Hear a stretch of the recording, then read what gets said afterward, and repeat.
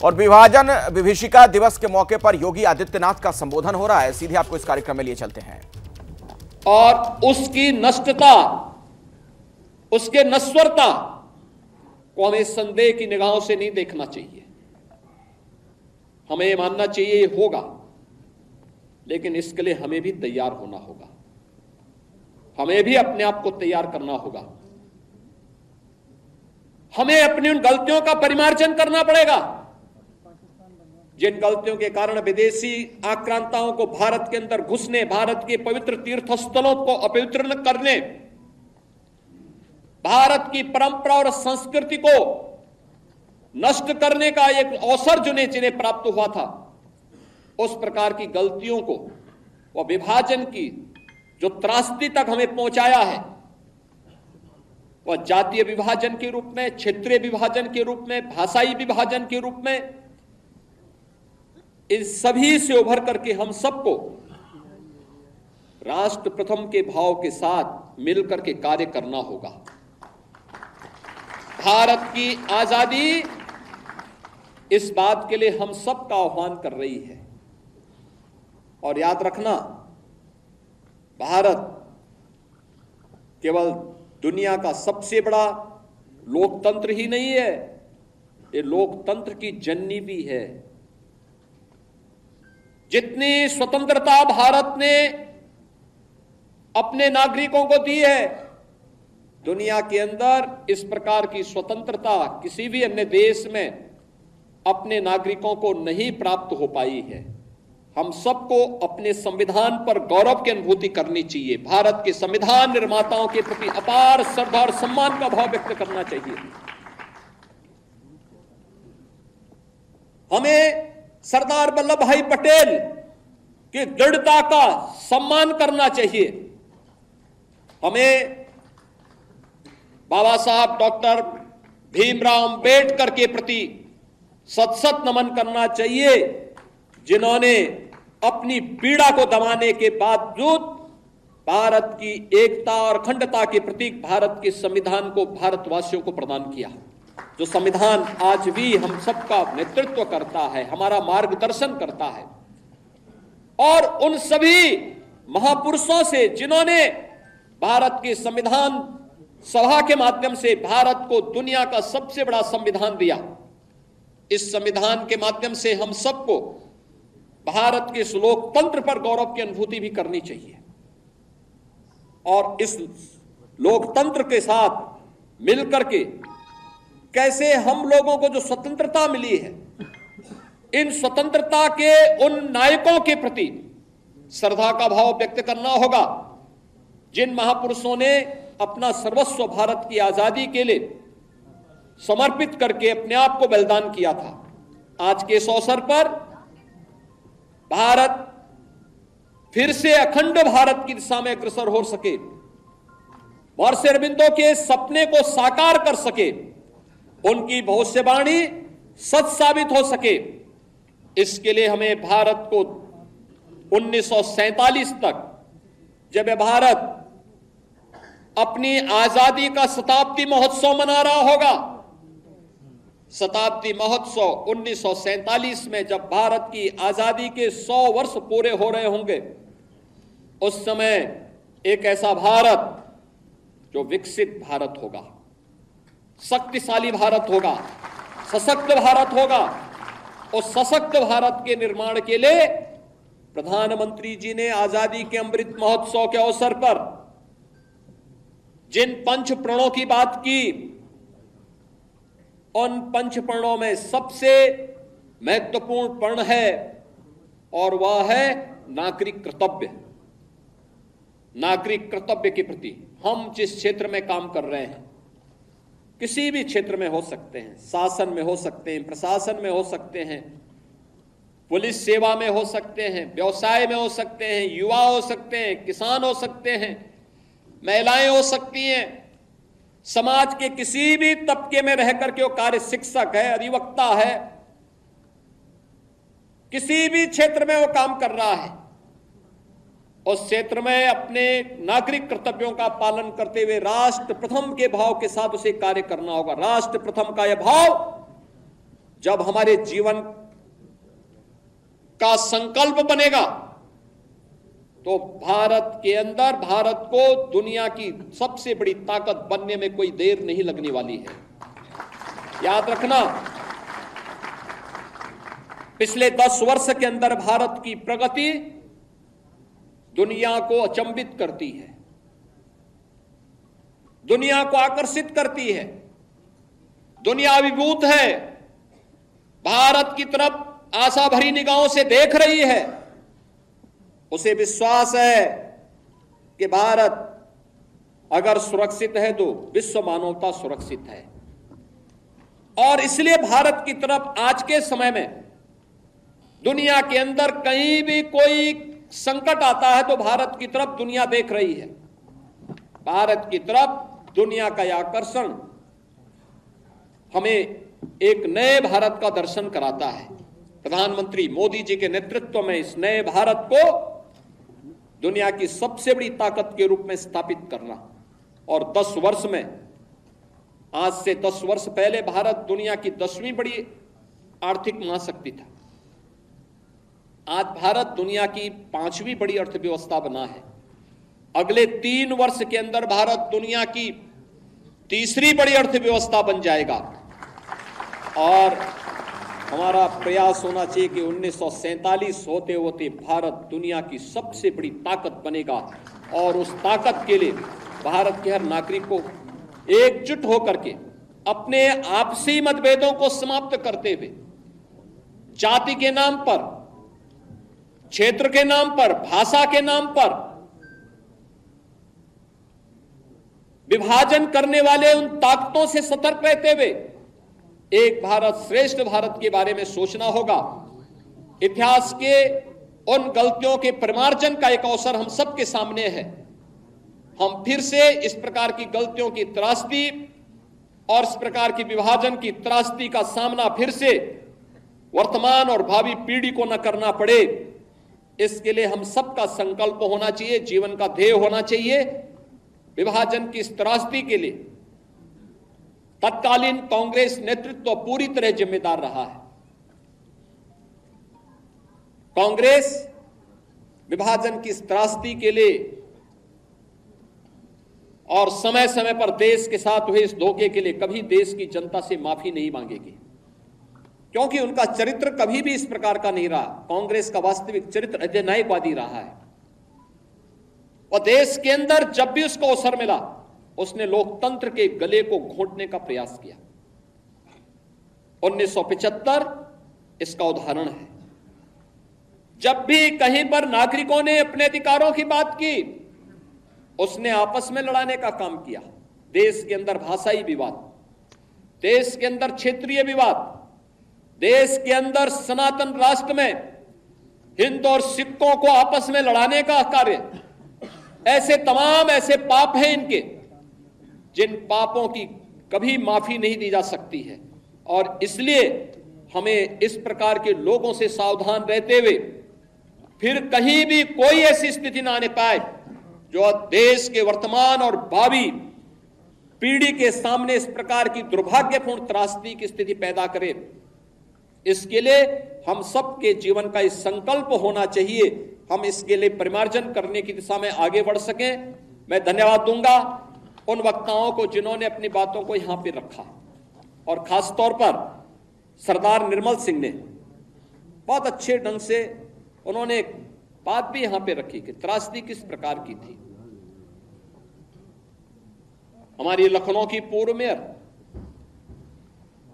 स्वयं उस त्रासदी का शिकार बनी थी, मात्र 1 वर्ष की, और 2 वर्ष के बाद उनके पिता उन्हें उस कैंप में मिल पाए जहां पर वे लोग, उनके परिवार के लोग त्रासदी के शिकार थे।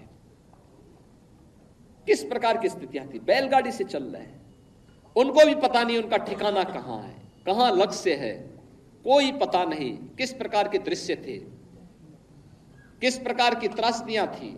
बरसात का समय, नदी नालों में पानी, भीषण गर्मी, उमस, और उस समय अपने परिवार के साथ अपने पुरखों की भूमि को छोड़ करके जाना उन स्थितियों में अपने इष्ट देव को छोड़ करके जाना किस प्रकार का दृश्य रहा होगा, आज भी हम देख सकते हैं। ननकाना साहिब में हमें गुरु नानक देव जी के प्रकाश पर्व में वहां कीर्तन का अनुमति नहीं होती है, नगर कीर्तन की अनुमति नहीं मिल पाती है, कोई भी आयोजन वहां करने की स्वतंत्रता नहीं होती है। और सिंध तो हिंदू बाहुल्य था, सिंध तो आज भी सिंधी बाहुल्यता का राज्य है, उसे पाकिस्तान में के अंदर क्यों जाने दिया गया? बांग्लादेश की आबादी 1947 में कितनी थी और कितने हिंदू थे? 22% हिंदू थे, आज उनकी संख्या घट करके कितनी रह गई है? 7 से 8% रह गई है। उसमें भी आपने अभी एक सप्ताह पहले बांग्लादेश के हिंदुओं के उस प्रदर्शन को देखा होगा जो चटगांव में वहां के हिंदुओं ने किया था। लाखों हिंदू जुट करके वहां पर अपनी बातों के लिए दुनिया के सामने गुहार लगा रहे थे। मैं धन्यवाद दूंगा, मैं अभिनंदन करूंगा उन हिंदुओं का जिन्होंने इतना साहस किया है कि पाकिस्तान के अंदर रहकर के, बांग्लादेश के अंदर रह करके भी उन नरपिशाचों के सामने उन्होंने अपनी प्रवाह के बगैर अपनी वर्तमान और भावी पीढ़ी को बचाने के लिए सड़कों पर उतर करके दुनिया को उसका वास्तविक चेहरा दिखाया है। तो विभाजन विभीषिका दिवस के मौके पर योगी आदित्यनाथ ने पद यात्रा में भी हिस्सा लिया और उसके बाद उनका संबोधन आप सुन रहे थे। देश के लिए जिन लोगों ने बलिदान दिया उनका जिक्र करते हुए कांग्रेस पर भी उन्होंने तगड़ा हमला किया है। जम्मू कश्मीर में पिछले दिनों सेना पर हुए हमलों को लेकर सरकार एक्शन में है। इस वक्त की बड़ी खबर मैं आपको बता दूं, रक्षा मंत्री राजनाथ सिंह एक बड़ी बैठक कर रहे हैं। इस बैठक में राष्ट्रीय सुरक्षा सलाहकार, सेना प्रमुख, डीजीएमओ और सुरक्षा एजेंसियों के कई प्रमुख शामिल हुए हैं। तो जम्मू कश्मीर पर रक्षा मंत्री एक बड़ी बैठक अभी कर रहे हैं जिसमें तमाम बड़े अधिकारियों को बुलाया गया है। सेना पर बढ़ते हमलों को लेकर यह मंथन जारी है। बैठक में एनएसए भी मौजूद हैं, सेना प्रमुख भी वहां पर मौजूद। इसके अलावा डीजीएमओ और सुरक्षा एजेंसियों के जो चीफ हैं उन्हें भी बुलाया गया है। मेरे सहयोगी आशीष इसी खबर पर और ज्यादा जानकारी आप तक पहुंचाएंगे। आशीष, इस बैठक को लेकर और कुछ बड़ी जानकारी मिल रही है? देखिए, बड़ी बैठक है। 15 अगस्त से एक दिन पहले खुद रक्षा मंत्री ने यह बैठक बुलाई है जिसमें जैसा आप कह रहे हैं कि आर्मी चीफ हैं, सर्विसेज के प्रमुख हैं और इसके अलावा national security adviser, director general military operations और इसके अलावा जो हमारी एजेंसीज हैं उनके प्रमुख हैं। देखिए, निश्चित तौर पर इसका मुख्य उद्देश्य है कि कैसे काउंटर किया जाए उस टेरर को जो लगातार जम्मू कश्मीर में हो रहा, खास करके जम्मू रीजन में एक के बाद एक सेना पर हमले किए जा रहे हैं, पाकिस्तानी स्पॉन्सर्ड टेररिस्ट को, उसको कैसे काउंटर करना है, उसकी क्या स्ट्रैटेजी हो। और हमने देखा है कि अब से चंद दिनों पहले ही 2-1 रोज पहले एक ISIS का मॉड्यूल भी दिल्ली में पकड़ा गया है। 15 अगस्त ठीक एक दिन के बाद है। ऐसे में बड़ी सेंसिटिविटीज हैं और उसको लेकर के रक्षा मंत्री ये बैठक कर रहे हैं, बहुत निर्णायक होने वाली। और मैं साथ में आपको ये भी बताऊं कि एक चैलेंजिंग टास्क सरकार के सामने ये भी है कि जम्मू कश्मीर में चुनाव कराना है। आज ही का वो दिन है जब होम सेक्रेटरी से मुलाकात होनी है इलेक्शन कमीशन की टीम की, अखिलेश। ऐसे में अगर हम ओवरऑल पर्सपेक्टिव में देखें तो टेररिज्म एक ऐसा बड़ा मुद्दा है जम्मू कश्मीर को लेकर के जिसको एड्रेस करना बहुत जरूरी है अगर आने वाले वक्त में वहां सक्सेसफुली चुनाव भी कराना है। तो हर लिहाज से यह बैठक बहुत महत्वपूर्ण है। रक्षा मंत्री के घर पे यह बैठक चल रही है जिसमें नेशनल सिक्योरिटी एडवाइजर और ये बाकी पदाधिकारी सभी मौजूद हैं। देखना होगा कि इस बैठक के बाद आखिर कंक्लूजन क्या निकलता है, क्योंकि टेररिज्म को टेक ऑन करने के लिए यह बैठक बड़ी महत्वपूर्ण मानी जा रही है। बिल्कुल, ये घटनाएं हाल के दिनों में बढ़ी भी आशीष, और कई मौकों पर ऐसा देखने को मिला है कि आतंकवादी अपने मकसद में कामयाब भी हो जा रहे हैं, उसके बाद वो भाग खड़े होते हैं, जंगलों में जाकर छिप जाते हैं। बिल्कुल एक नई तरह की उनकी स्ट्रेटजी नजर आई है। तो जाहिर तौर पर इन सब चीजों को लेकर चर्चा भी हो रही होगी, रक्षा मंत्री को ब्रीफ भी किया जा रहा होगा। लेकिन यह बताइए, क्या कुछ इस तरह के संकेत भी हैं कि कोई बड़ा निर्णय सरकार ले सकती है? देखिए, अब तो आपके सामने जैसा मैंने आपसे कहा कि ये कंपल्शन है कि आपको टेक ऑन करना पड़ेगा। आप बिल्कुल ठीक कह रहे थे अखिलेश। अगर हम सिलसिलेवार तरीके से देखें तो जिस दिन प्रधानमंत्री मोदी ने ओथ लिया था उस दिन से क्रमवश इस तरह से अटैक किया जा रहा है, खास करके जम्मू रीजन में जहां पर पहाड़ी इलाकों में जाकर के आतंकी अटैक करते हैं। और आपका कहना बिल्कुल ठीक है कि वो कौन से आतंकी थे, वो इतने वेल वर्स्ड होते हैं उस इलाके को लेकर के कि उनके खिलाफ कोई एक्शन कारगर तरीके से भारतीय सेना की तरफ से अभी तक हो नहीं पाया है। उसको कैसे किया जाए, उनको कैसे एलिमिनेट किया जाए और आगे होने वाले आतंकी वारदातों को रोकने में कैसे कामयाबी पाई जाए, इस लिहाज से अगर हम देखें तो यह बैठक बहुत महत्वपूर्ण है। मुझे लगता है कि कोई ना कोई अपनी तरफ से निर्णायक डिक्टेट जरूर रक्षा मंत्री देना चाहते हैं। इस वजह से सभी टॉप ऑफिशियल्स के साथ वो मीटिंग कर रहे हैं। और जैसा मैंने आपको बताया, एक दिन बाद 15 अगस्त से उसके पहले बड़ा क्रूशियल है ये बैठक, रक्षा मंत्री बुला रहे हैं। आगे चल के जम्मू कश्मीर में इलेक्शंस होने, हर लिहाज से अगर हम देखें तो लगता जरूर है कि इसका कोई ना कोई कॉन्क्रीट आउटकम आज की बैठक से निकल सकता है। बहुत ही इंपॉर्टेंट जानकारी आशीष आपने दर्शकों तक पहुंचाई, बहुत बहुत शुक्रिया आपका इस पूरी जानकारी के लिए। कोलकाता के सरकारी अस्पताल में रेप के बाद डॉक्टर की बेरहमी से हत्या की सीबीआई जांच शुरू हो गई है। आज सुबह सुबह सीबीआई की टीम कोलकाता पहुंची। कोलकाता पुलिस से केस डायरी ली गई और जांच शुरू कर दी गई है। और लेटेस्ट अपडेट यह कि लेडी डॉक्टर के रेप और मर्डर के आरोपी संजय रॉय को सीबीआई के हवाले कर दिया गया। सीबीआई ने आरोपी को कस्टडी में ले लिया है और अब इस पूरे मामले की तफ्तीश में सीबीआई पूरी तरीके से एक्शन में। सीबीआई के हवाले आरोपी को भी कर दिया गया है और इसके अलावा केस डायरी भी पश्चिम बंगाल पुलिस की तरफ से सौंप दी गई है सीबीआई को।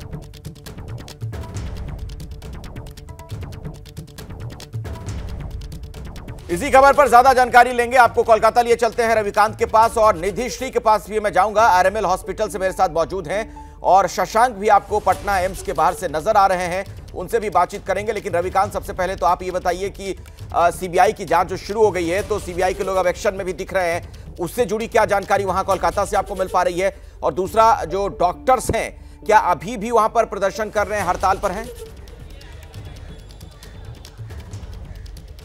बिल्कुल अखिलेश, यहाँ पर जो प्रदर्शन हो रहा है वो लगातार चल रहा है। हम आपको कुछ तस्वीरें भी दिखाते हैं। यहाँ पर आरजी कर मेडिकल कॉलेज में तमाम जो रेजिडेंट डॉक्टर हैं वो अपना प्रदर्शन आज भी जारी रखे हुए हैं और जो सीनियर फैकल्टी मेंबर्स हैं वो भी बारी बारी से इन छात्रों के पास आ रहे हैं और अपना समर्थन जता रहे हैं। सीबीआई की टीम आज यहाँ पहुंची है सुबह और पहुंचते ही उसने केस डायरी ली है और उसके बाद जो संजय रॉय नाम का व्यक्ति है जिसको हिरासत में लिया गया था और उसको कोलकाता पुलिस से सीबीआई ने हैंडओवर ले लिया है। और इसके अलावा सीबीआई अपनी जांच शुरू कर रही है और ये उम्मीद की जा रही है कि जल्द ही वो आरजी मेडिकल हॉस्पिटल भी पहुंचेगी, यहाँ पर अपना जो ग्राउंड पर काम है वो भी शुरू करेगी। लेकिन उससे पहले जो जरूरी कागजात थे और अब तक पुलिस की जो छानबीन थी वो सीबीआई देख रही है और उसके बाद ग्राउंड पर आएगी। लेकिन जिस तरीके से कोलकाता हाईकोर्ट ने अखिलेश कल ये कहा था अपना सीबीआई को केस सौंपते हुए कि 5 दिन बाद भी जो पुलिस है वो किसी नतीजे पर नहीं पहुंची है, इससे ऐसा लगता है कि शायद 3-4 दिन में सीबीआई कुछ ना कुछ अपनी ओर से फाइंडिंग जाहिर कर सकती है। बिल्कुल। अब दिल्ली में क्या स्थिति है ये जानना भी जरूरी हो जाता है, क्योंकि हम दर्शकों को लगातार बता रहे हैं कि ये डॉक्टरों का जो गुस्सा है, जो आक्रोश है, उसकी वजह से मरीज भी बड़ी संख्या में परेशान हो रहे हैं। डॉक्टरों का गुस्सा अपनी जगह जायज है, लेकिन इन मरीजों की भी फिक्र करनी पड़ेगी। निधि, ये बताइए, क्या यहां पर डॉक्टर्स जो हड़ताल पर थे वो हड़ताल खत्म कर चुके हैं? क्योंकि खबर आई थी कि उनके भी 2 धड़े हैं। एक धड़ा जो है, जब उसकी मुलाकात स्वास्थ्य मंत्री से हो गई तो उन्होंने हड़ताल वापस वो ले चुके हैं, लेकिन दूसरा धड़ा अभी भी अड़ा हुआ है। नहीं, देखिए, यहाँ पर 2 धड़ा नहीं है। मैं आपको सबसे पहले तो तस्वीर बता दूं। तस्वीर ये आपके सामने है। बड़ी संख्या में ये रेजिडेंट डॉक्टर्स है। अब ये किसी एसोसिएशन से नहीं है, ये समझना होगा। फोडा की तरफ से एक रिप्रेजेंटेटिव जरूर गया था केंद्रीय स्वास्थ्य मंत्री जेपी नड्डा के पास, बातचीत हुई, जिसके बाद फोडा की तरफ से ये कहा गया कि हम स्ट्राइक कॉल ऑफ करते हैं, प्रोटेस्ट कॉल ऑफ करते हैं। लेकिन ये रेजिडेंट डॉक्टर्स हैं जो कह रहे हैं कि नहीं, कॉल ऑफ नहीं करेंगे, हम इस प्रदर्शन पर अडिग रहेंगे। और अक्सर ऐसा होता है कि जब इस तरीके की घटना होती है तो रिफॉर्म की मांग उठती है। अब ये सेंट्रल प्रोटेक्शन एक्ट की मांग कर रहे हैं, वो मांग जो लंबे समय से इन लोगों की रही है। लेकिन आज जिस तरीके से कोलकाता में घटना हुई है, अब इनका कहना है कि अगर सेंट्रल प्रोटेक्शन एक्ट को लेकर के लिखित तौर पर हमें कुछ नहीं मिल जाता, तब तक हम कुछ नहीं कहेंगे और इन्हीं से बातचीत करेंगे। सीपीए की मांग आज आप क्यों कर रहे हैं, सबसे पहले तो ये समझना चाहूंगी। और क्या एक और स्पष्ट कर दें कि क्या आप लोग 2 धड़े में बटे हुए हैं, क्योंकि एक ने प्रोटेस्ट कॉल ऑफ कर दिया और आप लोग अभी भी यहाँ पर हैं?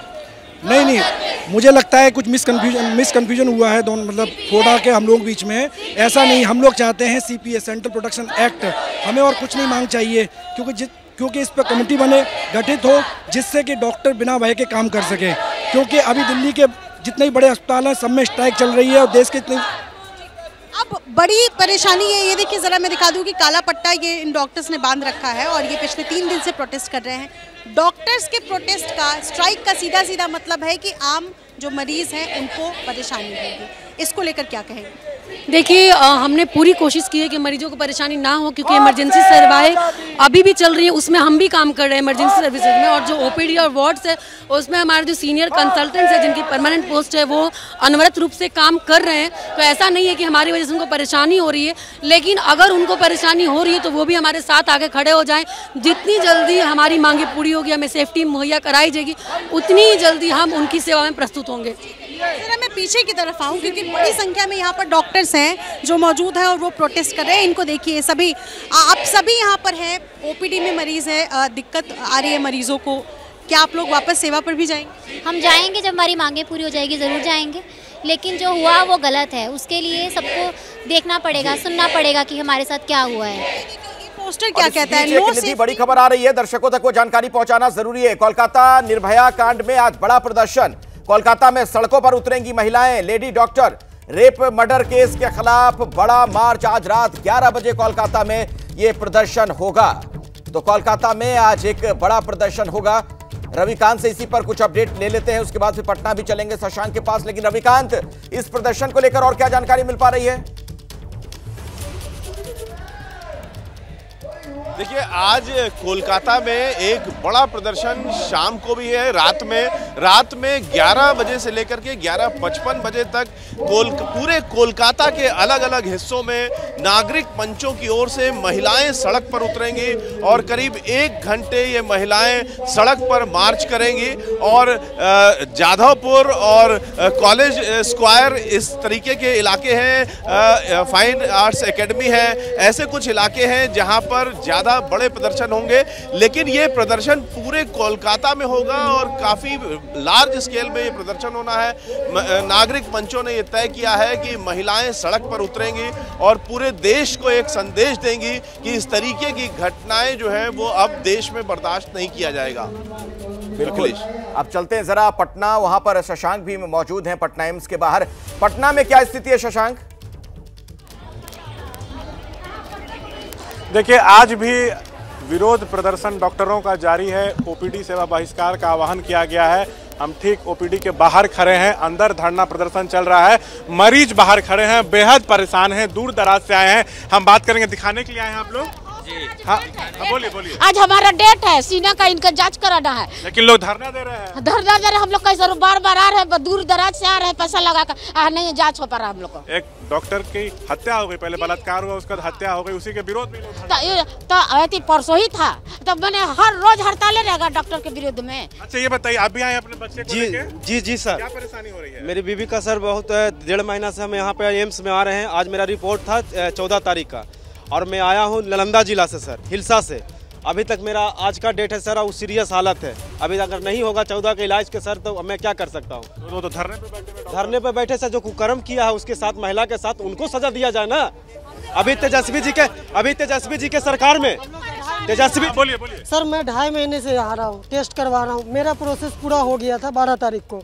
अब डॉक्टर से मिलना था कल, जिस दिन से पोस्ट टेस्ट चालू हुआ, कल से। तो घटना हुई उससे लोग डरे हुए हैं, सुरक्षा की मांग कर रहे हैं, सीपीए लागू कर। वो लागू करें, नुकसान तो आपका हो रहा है। नुकसान हमारा हो रहा है, हमारा टाइम भी जा रहा है, हमारे वक्त की कोई कीमत ही नहीं है, और हम लोग हमारे पेशेंट को लेके हम परेशान है कि करें तो क्या करें। आपको हम अंदर की भी तस्वीर दिखाते हैं। देखिए, विशाल से कहेंगे कि अंदर आए। देखिए, यहाँ ओपीडी के ठीक बाहर बैनर पोस्टर लेके तमाम रेजिडेंट डॉक्टर्स जो हैं स्ट्राइक पर हैं। सीबीआई जांच हो रही है, इससे ये लोग संतुष्ट नहीं। अच्छे, सीबीआई जांच तो शुरू हो गई, उससे भी आप लोग संतुष्ट नहीं हैं? संतुष्टि तब आएगी जब हमारे लिए एक कॉमन प्रोटेक्शन एक्ट हो। ये हमेशा का है, ये सिर्फ इस बात के लिए नहीं है, और सिर्फ फीमेल डॉक्टर के लिए नहीं है, वर्किंग फीमेल के लिए भी है। और क्या अन्य मांगे हैं? अन्य मांगे ये है कि सीबीआई इंक्वायरी तो हो ही, और कैपिटल पनिशमेंट मिले, और फास्ट ट्रायल हो कोर्ट में। बाहर जो मरीज आए हैं वो दिखा नहीं पा रहे, उनको इमरजेंसी सर्विसेज कहीं पे भी बंद नहीं है। इमरजेंसी सर्विसेज देख रहे हैं, और जो अर्जेंट अगर ऐसा रिक्वेस्ट कर रहे हैं उनको भी इमरजेंसी में देख रहे हैं। अच्छा, और भी हमारे साथ डॉक्टर्स हैं। आप लोग का प्रोटेस्ट कंटिन्यूअस जारी है, लेकिन जो मरीज बाहर खड़े हैं, जो ओपीडी में दिखाने हैं, उनको बेहद परेशानी हो रही है। उनको हमने पहले कह दिया है, डायरेक्टर सर भी कह दिया कि हम बार बार जाके बोल रहे हैं। आपने देखा, मैं अभी भी बोल रहा था कि जो दूर से आए हैं, भले से इमरजेंसी ना, वो प्लीज़ जाके दिखाए। हमारे डॉक्टर्स, हमारे एक्स्ट्रा डॉक्टर्स हम तैनात करके आए हैं। अच्छा, ये बताइए, सीपीए लागू होगा तभी आप लोग मानेंगे? जी हाँ, सीपीए लागू होगा तब हम मानेंगे। अगर लागू नहीं करें तो ऑन पेपर वो हमें देंगे कि लागू करेंगे, तो हम मान जाएंगे। घटना के बाद से बहुत डरे हुए हैं आप लोग? हम तो डरे हुए, हमारे फीमेल रेसिडेंट्स और डरे हुए हैं। आपको मैं बताना चाहूँगा अच्छा, फीमेल्स डॉक्टर्स हैं, उन लोग से भी बात करेंगे। जिस तरह से कोलकाता में घटना हुई उससे आप लोग कितना भयभीत हैं? बहुत ज़्यादा। अच्छा, और क्या क्या चाहती है, मांग क्या है? बहुत सारी मांगे हैं, जैसे कि हमने प्रोटेस्ट में बताया है कि हमारी सुरक्षा के लिए बहुत कुछ किया जाए। अभी एक बार वो कविता सुना रही है, उसके बाद बात करते हैं। सीपीए लागू होने से क्या लाभ रहेगा आप लोग को? लाभ रहेगा, हमें सुरक्षा चाहिए और हमारी यही एक प्रथम मांग यही है कि हमें सुरक्षित अपना महसूस होना है कि वर्क प्लेस पे हम सुरक्षित महसूस करें। बोलिए बोलिए बोलिए। हाँ, ये लड़ाई हमारे just for doctors, we are fighting this for women. Just because she is a doctor, the public is not giving their attention. महिला के साथ अत्याचार है, बिल्कुल दरिंदगी की घटना, और ऐसे में डॉक्टर्स की मांग भी अपनी जगह जायज है, बिल्कुल सही है जो कुछ वो कह रही हैं डॉक्टर्स, लेकिन मरीजों का क्या, वो क्यों पीछे? इसके लिए सरकार को सोचना चाहिए कि जल्द से जल्द ये गतिरोध कैसे दूर हो और डॉक्टर्स की नाराजगी कैसे खत्म हो। और एक बड़ी खबर इससे पहले आ रही है, आपको बता दें, अभी अभी जो खबर आ रही है, ब्रेकिंग न्यूज आपको बता दें, एक बड़ी खबर, कोलकाता रेप मर्डर केस में सबूतों को मिटाने का एक बड़ा आरोप लगा है। रेनोवेशन के बहाने सबूतों से छेड़छाड़ का आरोप लगा है। जहां मर्डर हुआ उस हॉल के करीब तोड़फोड़, सेमिनार हॉल के करीब रेनोवेशन के लिए दीवारें तोड़ी गई।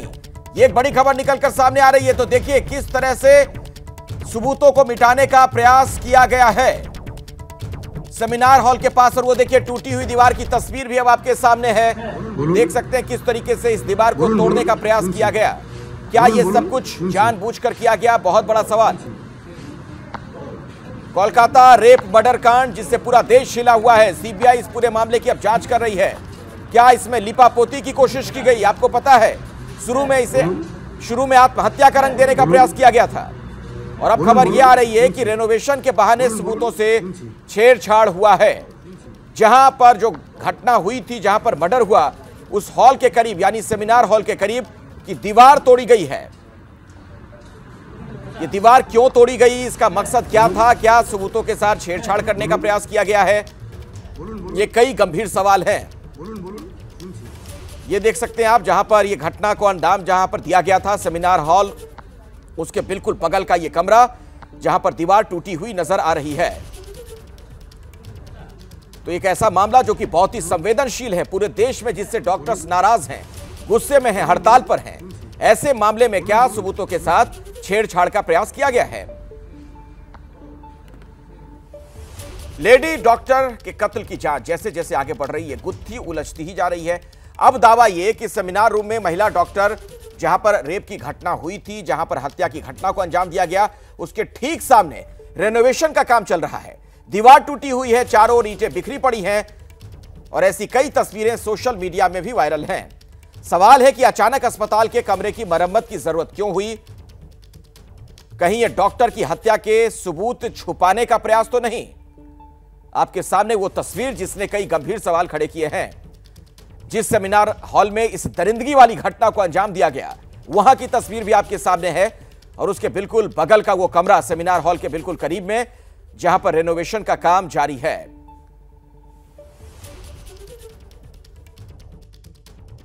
आरजीकर मेडिकल हॉस्पिटल में छात्रों का, रेजिडेंट डॉक्टर्स का प्रदर्शन चल रहा है। हमारे साथ चीफ स्पोक्स पर्सन अनिकेत हैं फेडरेशन की ओर से। सर, जो कल तोड़फोड़ हुई है उसके पीछे आप लोगों को क्या लग रहा है? We are very concern. हम लोग बहुत उद्विग्न है इस इंसिडेंट्स के लेके। हम लोग कल कोर्ट का जो ऑब्जर्वेशन आया है, according to that observation, court परिष्कारली मेंशन कर रहा है जे लोकल अथॉरिटी जो था, principal and MSBP, they are, उस लोगों ने एक एफआईआर भी नहीं लॉन्च किया। इसका हॉस्पिटल प्रेमिसेस में जो इंसिडेंट्स हुआ है उसके लिए एक एफआईआर भी लॉन्च नहीं किया, बट कर्तृपक्ष के तरफ से रिनोवेशन का ऑर्डर दिया जा रहा है। We are very much suspicious what are they hide. जहां पर ये दुर्घटना हुई, जहां हादसा हुआ, वारदात हुई, उसके ठीक बगल में जहां तोड़फोड़ हुई, वहां पर क्या हो रहा था? वहां क्या होता था पहले?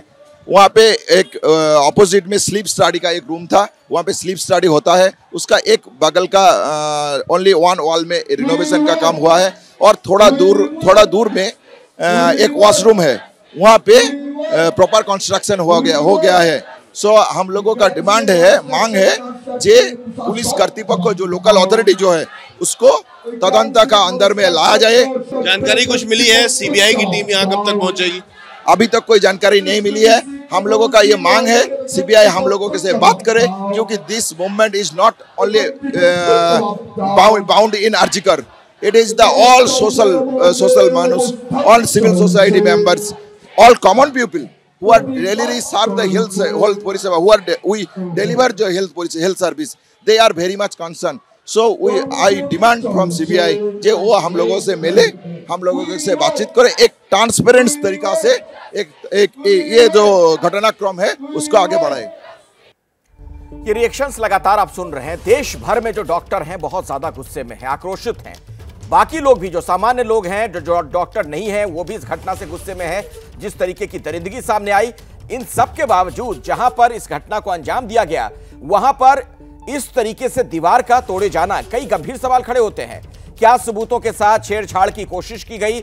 नहीं भी की गई तो यह बहुत बड़ी लापरवाही है, और कौन इसके लिए जिम्मेदार है उसके खिलाफ भी कार्रवाई होनी चाहिए। ये देख रहे हैं आप सेमिनार रूम, और उसके बिल्कुल बगल का यह कमरा जहां पर यह तोड़फोड़ की गई है। घटनास्थल के पास रेनोवेशन के नाम पर दीवार तोड़ी गई। क्यों आखिर ऐसा किया गया, बहुत गंभीर सवाल है। और सबसे बुनियादी सवाल तो यही कि क्या सबूतों को मिटाने का प्रयास किया गया होगा, क्या सबूतों के साथ छेड़छाड़ की कोशिश की गई है। और अभी की बड़ी खबर आपको बता दें, अरविंद केजरीवाल की जमानत पर आज सुप्रीम कोर्ट में सुनवाई हुई।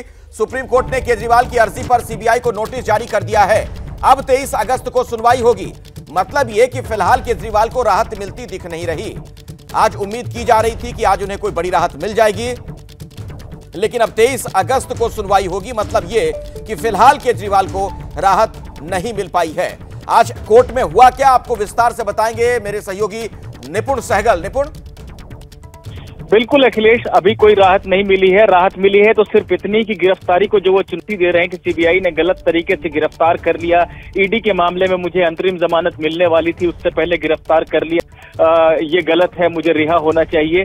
इस बात पर गिरफ्तारी को कानूनी तौर पे जो वो गलत बता रहे हैं उस पर सुप्रीम कोर्ट ने नोटिस जारी किया, सीबीआई से जवाब मांग लिया, लेकिन साफ साफ मना किया कि हम कोई अंतरिम जमानत आपको नहीं देने जा रहे हैं। जैसे ही सुप्रीम कोर्ट ने नोटिस जारी किया, केजरीवाल के वकील अभिषेक मनु सिंघवी ने कहना शुरू कर दिया कि हम अंतरिम जमानत की भी मांग कर रहे हैं इस दौरान के लिए, क्योंकि स्वास्थ्य के कारण है और तमाम कारण है जिसके चलते रिहाई होनी चाहिए। कोर्ट ने कहा we are not granting any interim relief for now, मतलब कोई आपको अंतरिम राहत हम नहीं दे रहे हैं। 23 अगस्त को सुनवाई होगी, फिर देखा जाएगा। चलिए, तो अब 23 तारीख को सुनवाई होगी, उस दिन क्या होगा इस पर हमारी नजर बनी रहेगी। निपुण, बहुत बहुत शुक्रिया फिलहाल इस जानकारी के लिए आपका।